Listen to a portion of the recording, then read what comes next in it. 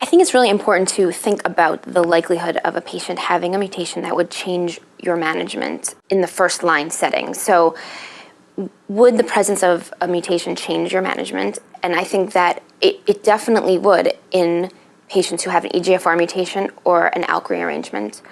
And if the likelihood of having one of those mutations is high enough, I am very clear with the patient that it really would change what I would like to give them as first-line therapy.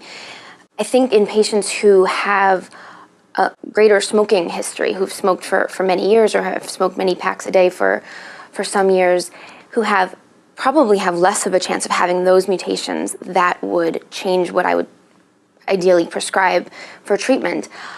I am also open about that and will say I think the chance of having a mutation is lower, and it maybe doesn't make so much sense to wait on treatment.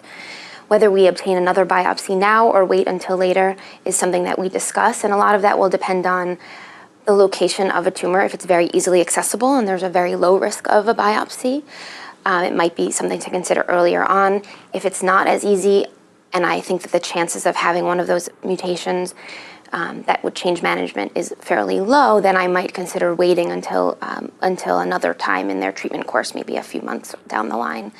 But I think it's not something that's clear and set for all patients, and it's definitely a discussion not only with the physician and the patient at that initial visit, but also with a radiologist and discussing how easily accessible a tumor might be for biopsy, and really trying to understand the patient's history and whether the likelihood is high enough that it is worth that extra time to wait.